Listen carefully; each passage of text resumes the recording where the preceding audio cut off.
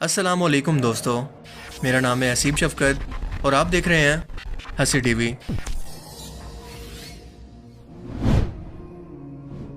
شمس المعارف الکبریٰ اب تک انسانوں کی طرف سے لکھی گئی سب سے شیطانی کتاب، جو کہ جادو اور عملیات پر مشتمل ایک ایسی پراسرار کتاب ہے جو کہ اپنے پڑھنے والے شخص کو پاگل یا دیوانہ بنا دیتی ہے۔ اس کے لکھنے والے شخص کا کسی کو نہیں پتا، پر عام طور پر یہی مانا جاتا ہے کہ 5ویں صدی ہجری کے اندر شیخ ابو الناصر السراج الطوسی، جسے حمزہ الاصفہانی بھی کہا جاتا تھا، اس نے لکھا، جبکہ بعض تاریخی روایت کے مطابق الجیریا کے احمد بن ابو الیوسف مالکی نام کے شخص نے اسے جنات کی مدد سے اور پرانے جادوئی نسخوں کی مدد سے لکھا۔ یہ شیطانی عملیات پر لکھی گئی ایک ایسی پراسرار کتاب ہے جس کے بارے میں ایسے پراسرار قسم کے دعوے موجود ہیں جسے سن کر انسان کے رونگٹے کھڑے ہو جاتے ہیں۔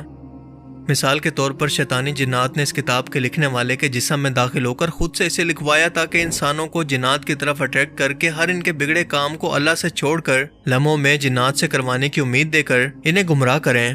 جس سے نہ صرف خود انسانوں کے ہاتھوں خود انسانوں کی توہین ہوگی بلکہ اللہ کے ساتھ شرک کروا کر یہ انسانوں کو دائرہ اسلام سے بھی خارج کر دیں گے، کیونکہ اللہ تعالیٰ کا جادو سے متعلق واضح طور پر حکم ہے کہ اسے کرنے والا یا پھر کروانے والا دونوں اسلام سے خارج ہو کر کافر ہو جاتے ہیں۔ اس لیے کہ جادو اور عملیات کے اندر انسان اللہ کو چھوڑ کر جنات سے مدد مانگتا ہے اور ان سے کام کرواتا ہے، جو کہ کفر ہے۔ اب ظاہر ہے کہ شیطان اور اس کے کافر جنات انسانوں کے یہ کام بلا وجہ اور بنا کسی فائدے کے تو نہیں کرتے، بلکہ ان کے پیچھے ان کا مقصد یہ ہوتا ہے کہ جس وقت کوئی شخص جادو کرتا ہے تو یہ جنات اس کے کام کے بدلے اس عامل سے ایسی ایسی غلیظ شرطیں رکھواتے ہیں جو کہ سن کر ہی آپ کے ہوش اڑ جائیں گے۔ مثال کے طور پر پیشاب سے قرآن پاک کو لکھنا، قرآن پاک کو الٹا لکھنا، اللہ اور اس کے پیغمبروں کی توہین کرنا، زندگی میں دوبارہ کبھی نہ نہانا اور نہ ہی غسل کرنا، زنا کرنا یا پھر کسی شخص کو قتل کرنا وغیرہ وغیرہ۔ اور کیونکہ شیطان اور اس کی اولاد کافر جنات کی نسل کو انسانیت سے پہلے دن سے ہی نفرت ہے اور وہ اسے جہنم کے اندر دیکھنا چاہتے ہیں، اور اسی مقصد کے لیے خود انسانوں کو ایسے کاموں کی دعوت دیتے ہیں، شرک اور گناہ کرنے کی وجہ اور اس کی تعویلیں ان کے ذہن کے اندر ڈالتے ہیں تاکہ ان کو اس کام کے لیے اکسا سکیں۔ پر شمس المعارف الکبریٰ کا معاملہ تھوڑا سا مختلف ہے، کیونکہ یہ کتاب کیونکہ عربی زبان کے اندر ہے اور اس کی تاریخ بھی عرب خطے سے ہے، اس کا مطلب کہ اسے لکھنے والا جو بھی تھا وہ مسلمان تھا، پر اس جادو اور عملیات کے اندر پڑھ کر کافر ہو گیا تھا۔ اور یہ کہ اس کے پاس بنی اسرائیل یعنی یہودی قوم کے حضرت سلیمان علیہ السلام کے دور کے کوئی جادوئی نسخے موجود تھے جنہیں ملا کر اس نے اس کتاب کی شکل دی، کیونکہ ہم سبھی لوگ جانتے ہیں کہ یہودی قوم حضرت سلیمان علیہ السلام کے دور کے اندر جادو کے علم کو باقاعدہ ایک علم کے طور پر سیکھتی تھی، جس سے اللہ نے واضح طور پر تورات کے اندر منع فرمایا تھا، مگر ہاروت و ماروت دو فرشتوں کو انہیں آزمانے کے لیے انسانی شکل کے اندر زمین پر بھیجا کہ وہ جادو کے معاملے میں اس قوم کی آزمائش کریں، لیکن پوری کی پوری قوم صرف چند لوگوں کو چھوڑ کر اس جادو کے علم کے پیچھے چل پڑی، جادو کو سیکھنے لگی۔ اس ٹائم کے اندر بنی اسرائیل کے اندر یہ جادو کا علم کافی عروج پر تھا۔ شمس المعارف کو لکھنے والا آتھر ان جنات اور عملیات کے علم کے اندر اتنا زیادہ گہرائی کے اندر چلا گیا تھا کہ خود شیاطین جنات نے اس کے جسم کے اندر داخل ہو کر یہ کتاب لکھوائی اور اس کی حفاظت پر جنات کو مامور کر دیا۔ اسی لیے اگر کوئی بھی شخص اس کو پڑھنے کی کوشش کرتا تو وہ پاگل پن کا شکار ہو جاتا۔ اسلامی تعلیمات کے اندر کیونکہ جادو کرنا شرک ہے اور اسی وجہ سے دنیا کے ہر مسلم ملک کے اندر یہ کتاب بین ہے اور ساتھ ساتھ دنیا کے ہر کونے کے اندر متنازع بھی ہے۔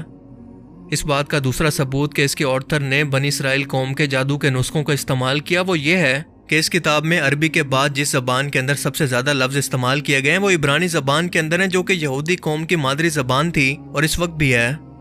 اس کتاب کے اندر جگہ جگہ پر باب العراق کے دور کے اندر رائج جادوئی رسومات کا ذکر موجود ہے، اور یہ وہ زمانہ ہے جب پہلی بار بابل کے بادشاہ بخت نصر نے فلسطین کے اندر موجود یہودیوں کی سرزمین کو حملہ کر کے تباہ کر دیا۔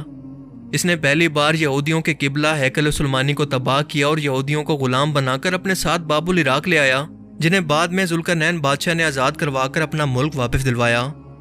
یہ اس قوم پر اللہ کا عذاب تھا کیونکہ یہ جادو اور بدعمالیوں کے اندر حد سے بڑھ گئے تھے۔ کہا جاتا ہے کہ 6 صدی ہجری کے اندر یہ کتاب عرب کے ایک مشہور تاجر محمد علی بن زید کے پاس تھی، اور اس نے یہ کتاب ایک بھاری قیمت دے کر خریدی تھی کیونکہ اس کی اس وقت کے اندر صرف ایک ہی کاپی موجود تھی جو کہ اس کے پاس تھی۔ بعد میں اس نے اس کتاب کے اندر عدل بدل کر کے اس کی مزید کاپیاں بنوائی، اور انہی کاپیوں کے اندر اس کا بیان درج ہے کہ جب بھی وہ اس کتاب کو پڑھنے کی کوشش کرتا تو ایک کالا سیاہ دھواں اس کی نظروں کے سامنے موجود ہوتا، جس کی دہشت اور نحوست سے وہ بے ہوش ہو جاتا۔ لہٰذا اس نے یہ کتاب کسی مسلم عالم دین کے حوالے کر دی، اور اس کے بعد تقریباً 100 سال تک یہ کتاب منظر عام سے غائب رہی، اور آخر کار جب 7ویں صدی ہجری کے آخر کے اندر منظر عام پر آئی تو اس کے اندر بہت کچھ بدلا جا چکا تھا۔ اس کتاب کے 577 پیجز ہیں اور یہ 4 حصوں کے اندر تقسیم ہے، और इसके 40 चैप्टर हैं, जिसमें जिन्नात को काबू करने, इनसे काम करवाने के बहुत सारे अमलियात और खुफिया ज़बान मौजूद है जो कि शैतानी जिन्नात से राब्ता करवा सकती है। इसीलिए हर आम शख्स ने जब भी इसे पढ़ने की कोशिश की वो या तो मारा गया या फिर पागल हो गया,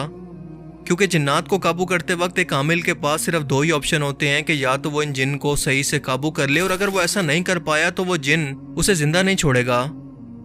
उलमा कराम के मुताबिक भी इस किताब को इस्लाम से जोड़ा जाता है, मगर ये तो इस्लामी तालीमात की मुखालफत के अंदर यानी शिर्क पर लिखी गई है, लिहाजा इसका इस्लाम से कोई ताल्लुक नहीं। कहा जाता है कि यमन के इलाके अदन के अंदर एक रूहानी आमिल अलसाई ने जिन्नात को चकमा देकर इस किताब को पूरा पढ़ लिया था, और ये जिन्नात को काबू करने का चिल्ला कब्रिस्तान के अंदर करने ही जा रहा था कि इसी वक्त एक कब्र में इसका पांव घुसने की वजह से ये कब्र के अंदर गिर गया, और जिन्नात ने मौका पाकर इसके दिमाग पर कब्जा कर लिया और ये अपने होश खो बैठा। ये 10 साल तक इसी तरह से दीवाना और पागल बनकर घूमता रहा। आखिरकार जब इसे होश आया तो इसने इस काम से तौबा कर ली, मगर इसकी कहानी पर कभी किसी को यकीन नहीं आया। देखें, शैतान के साथ मामला करते वक्त बज़ाहिर काम इंसान को या फिर आमिल को यह फ़ायदा नज़र आ रहा होता है कि शैतान इसके तमाम कामों को फ़ौरन से कर देगा, मगर शैतान की फितरती मकारी और धोखेबाजी है। असल में वो शख्स यानी कि आमिल खुद को ही धोखा दे रहा होता है और ख़ुद को तबाही की तरफ ले जा रहा होता है, क्योंकि शैतान के साथ मामलात करते वक्त सिर्फ इंसान को नुकसान होता है, उसे कोई फ़ायदा नहीं हो सकता, बल्कि उसकी दुनिया और आखिरत दोनों बर्बाद होती हैं। क्योंकि कुरान करीम के रूहानी इल्म और शयातीन के शैतानी इल्म के अंदर यही फ़र्क है कि कुरान करीम के रूहानी इल्म के ज़रिए आप किसी को भी शिफा दे सकते हैं, बिगड़े हुए कामों को बना सकते हैं, क्योंकि इसके अंदर अल्लाह की ताईद हासिल होती है। अल्लाह को राज़ी करके जब इससे मदद मांगते हैं तो वो भी अपने बंदे की मदद करता है, जबकि दूसरी तरफ शैतानी इल्म के ज़रिए सिर्फ और सिर्फ इंसानियत को नुकसान पहुँचाया जा सकता है, क्योंकि जादू के ज़रिए आप किसी को पागल तो कर सकते हैं, उसे ठीक नहीं कर सकते। एक शख्स को बीमार कर सकते हैं, उस बीमार को ठीक नहीं कर सकते। 2 लोगों में जुदाई डलवा सकते हैं, लेकिन इस जुदाई को ख़त्म नहीं कर सकते। किसी शख्स को पागल या दीवाना बनाया जा सकता है, लेकिन इस दीवाने को जादू के ज़रिए ठीक करना मुमकिन नहीं। यानी जादू के ज़रिए सिर्फ और सिर्फ इंसानियत की तबाही है। यह इंसान की दुनिया और आखिरत दोनों को तबाह कर सकती है, जो कि शैतान का अल्लाह ताला से वादा है और इसका दुनिया के अंदर मकसद है। इसलिए जितना हो सके ऐसी चीज़ों से और कुफरिया, शिरकिया, अमलियात और आमिलीन से खुद को बचाएं और अपने ईमान की हिफाजत करें। अल्लाह ताला हमें समझने की और नेक अमल करने की तौफीक अता फरमाए, आमीन। मुझे उम्मीद है कि आज की इस वीडियो से आपको बहुत कुछ नया जानने को मिला होगा और ये वीडियो आपको पसंद आया होगा। अगर ये वीडियो आपको अच्छा लगा तो इसे लाइक कीजिए, और अब मैं मिलूंगा आपसे एक ऐसी नई इंटरेस्टिंग वीडियो में। तब तक के लिए अपना बहुत सा ख्याल रखिएगा। Thanks for watching this video. अल्लाह हाफिज़।